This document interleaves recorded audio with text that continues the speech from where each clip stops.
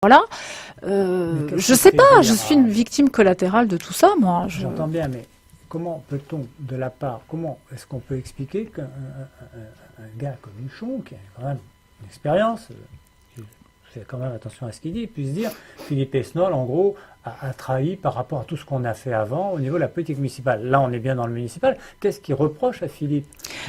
Vous connaissez bien le milieu politique. Je pense qu'il y a des alliances, il y a des ambitions qui ne sont pas encore dites et qui se révèlent. Non, certainement pas, mais sur d'autres choses. Je n'en ai aucune idée. J'imagine que c'est ça, parce que effectivement, sinon ça n'a pas de sens. Soit c'est pour des questions uniquement de rancœur vis-à-vis de Philippe Esnol. Alors là, franchement, je trouve que c'est pour le coup pathétique. Soit il y a forcément autre chose, un deal comme on sait que de la manière dont ça se passe régulièrement. Mais tout ça, je ne suis pas au courant. Un deal, ça voudrait dire qu'il voudrait mettre quelqu'un à la place à Conflans. Je vois pas d'autres deals possibles. Non, mais Conflans ou ailleurs sur le département, j'en sais rien. D'ailleurs, au passage, je vous fais quand même remarquer, Pierre, il y a d'autres élections après. Que le dissident a le soutien de ces deux personnes que vous avez citées juste avant. Des grandes ombres de Conflans.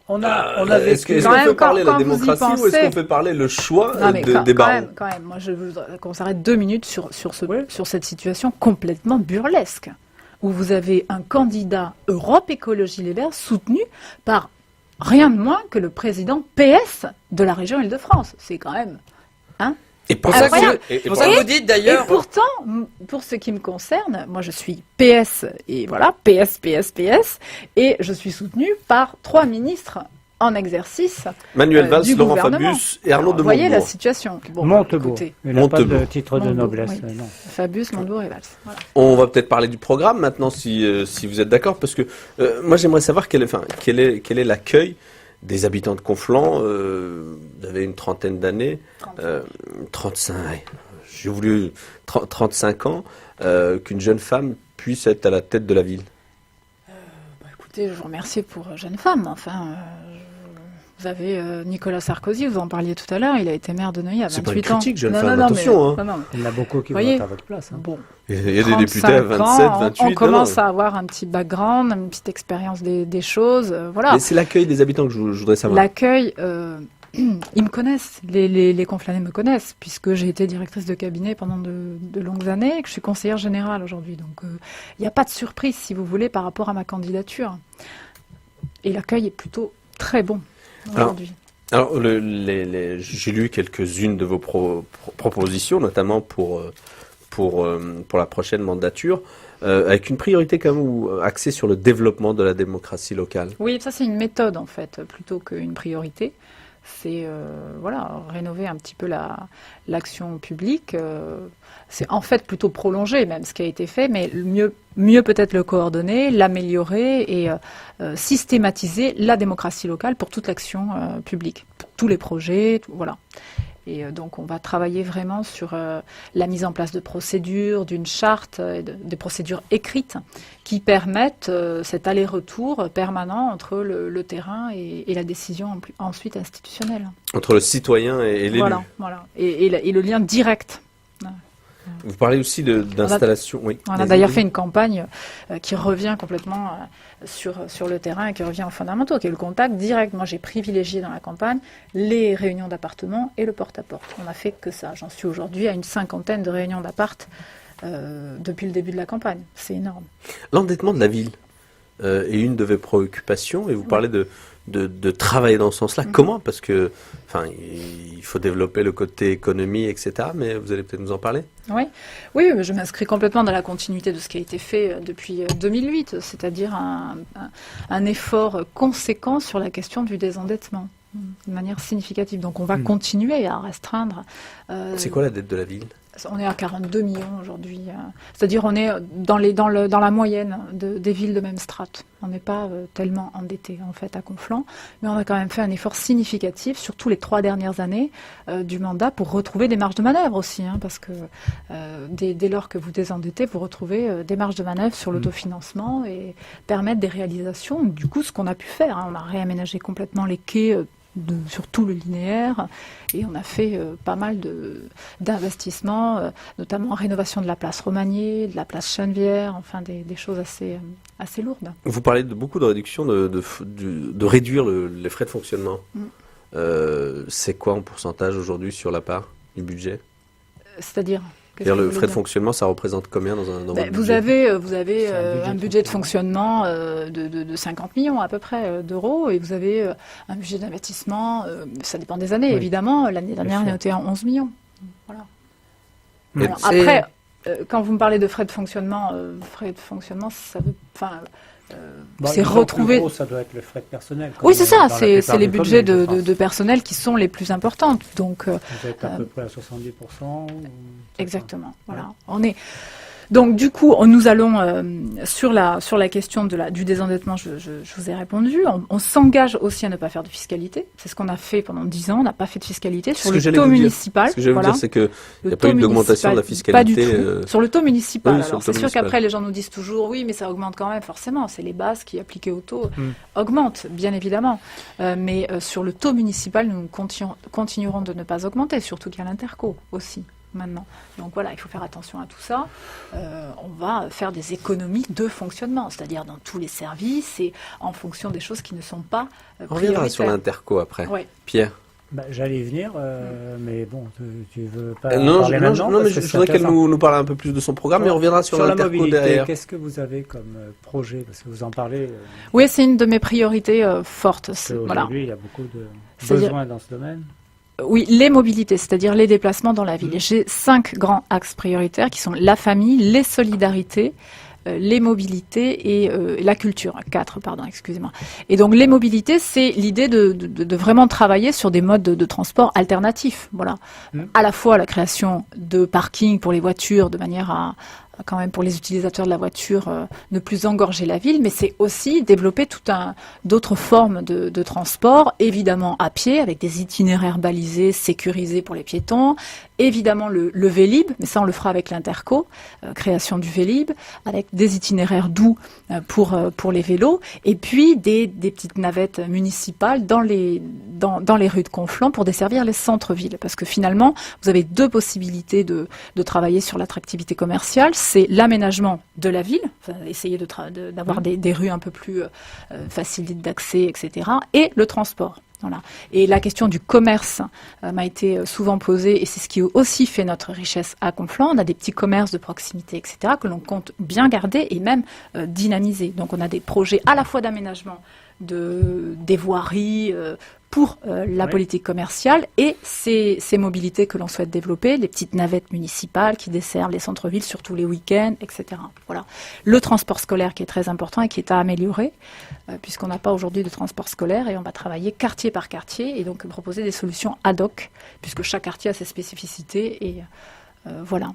Sur la sécurité, toujours je pense que c'était peut-être le 5e qui vous manquait, c'est la sécurité, parce que j'ai vu que vous étiez dans une volonté de renforcer la sécurité avec des nouvelles caméras. Oui, mais ça c'est déjà en cours, ça va se mettre en place dans les semaines qui arrivent. La sécurité, ça a été une des préoccupations très importantes et majeures de Philippe Esnol, le maire sortant. Non, on peut pas dire que ce soit une ville touchée par l'insécurité, mais c'est aussi grâce à une politique volontariste sur ce sujet. On a mis absolument tous les dispositifs en place pour permettre de contenir, et de permettre cette tranquillité dans la ville. Voilà. Donc moi je vais renforcer ces dispositifs. Je m'inscris dans la continuité sur mes préoccupations autour de la sécurité, et on va continuer de mettre tout en place. On n'a pas d'idéologie sur cette question. Moi, les caméras de surveillance, on n'a pas d'idéologie. Si ça peut permettre d'améliorer la situation à certains moments, de sécuriser, de rassurer, on le fait. Voilà. Sur l'environnement, parce que on voit bien que ce soit Conflans, Andrézy, tous ces secteurs-là un regard très particulier, en tout cas les habitants ont un regard très particulier sur l'environnement, notamment sur le côté nature, sur les bords de Seine, etc. Qu'est-ce que vous allez faire? Parce que j'ai vu que votre opposant vert a fait quelques propositions d'améliorer le cadre de vie en allant plutôt sur un côté environnement. L'environnement, c'est absolument toutes les décisions. C'est comme la démocratie locale, c'est un préalable à l'action. Voilà. Moi, j'ai 35 ans, vous l'avez dit, je suis née avec l'écologie. Je suis née avec la dimension environnementale. Il n'y a pas à avoir un parti environnemental pour être préoccupé par ces questions-là. Donc, vous l'avez intégré, en fait, c'est ce qu'on observe. On l'a intégré dans absolument toutes les actions. Oui. Et voilà, chaque action, vous avez forcément des préoccupations environnementales très très fortes. Chaque fois que l'on va mettre en place un dossier, la dimension environnementale sera totalement partie intégrante du projet. C'est une évidence, c'est une évidence. Et quand je parlais des mobilités, c'est aussi encourager à un moment donné le recul de la voiture dans la ville. Voilà, il faut. De toute façon, c'est comment on dit le sens de l'histoire, je veux dire. Oui. Donc, il faut l'accompagner et on doit l'accompagner aussi au niveau local. Pierre ou Françoise d'ailleurs. Non, mais Pierre avait une question, mais j'en ai une autre après. Non, à propos d'environnement, où est-ce qu'on en est sur la position de Conflans sur l'autoroute la francilienne, voilà, pour ceux qui connaissent. Qui verra peut-être jamais le jour. Mais c'est ça, il n'y a plus de position à avoir. De toute façon, c'est abandonné. Bah, écoutez, c'est abandonné parce qu'il n'y a pas d'argent. Oui, c'est le coût qui va être dissuasif. De 800 millions à aujourd'hui 2,8 milliards. C'est totalement abandonné. Vous avez vu... 2,8 milliards, ça c'est à démontrer, mais oui, ça c'est concédé. Vous avez vu le schéma national d'infrastructure des transports. L'État, c'est 2030. L'étude de la 104 pour 2030. Bon, autant dire, voilà, ça se fera pas. Ça se fera pas. C'est le résultat d'une impossibilité, d'une incapacité des élus à s'entendre sur le sujet, qui fait que l'État dit à un moment donné, on va pas et le continuer dans ces conditions tombe de fait, tombe à l'eau. Françoise. Le port d'achat était conditionné à la 104. Donc voilà. Françoise. Oui, mais justement, je voulais parler un petit peu d'intercommunalité. Moi, je voudrais qu'on. Si ça vous dérange pas, sur la famille. Je vous promets, on revient sur l'interco après. Vous mettez. Non, il ne veut pas parler d'interco. Non, mais promis, parce qu'en plus, je crois qu'il a envie d'avoir un dialogue très particulier. Non. En plus, je pense que Conflans va récupérer la présidence de l'interco. Non, mais en plus, je pense que Conflans va récupérer la présidence de l'interco. Non, sur la famille. C'est quoi le projet sur la famille? Oui, parce que le premier pavé que vous m'avez cité, c'était la famille. Oui, la famille, c'est vraiment une thématique importante. Travailler à la fois autour de l'enfant, de la petite enfance, donc, et aussi sur les nouvelles manières d'aborder la famille. C'est-à-dire qu'aujourd'hui, on a des familles monoparentales, des familles recomposées, etc. Et on n'a plus des dispositifs qui permettent de s'adapter aux nouveaux besoins. Donc, je pense, et notamment pour la question de l'égalité homme-femme, que la famille est la clé d'entrée. Il faut pouvoir proposer des dispositifs qui permettent aux femmes, mais aussi aux hommes, aux mamans et aux papas, de continuer à travailler, quelle que soit la carrière menée, quelle que soit l'activité. Et donc, c'est aussi pour ça qu'on a accueilli Babylou sur Conflans, qui va ouvrir dans quelques jours, qui est ouvert d'ailleurs justement, maintenant. Sur Babylou, pensez pas que vous avez commis une erreur?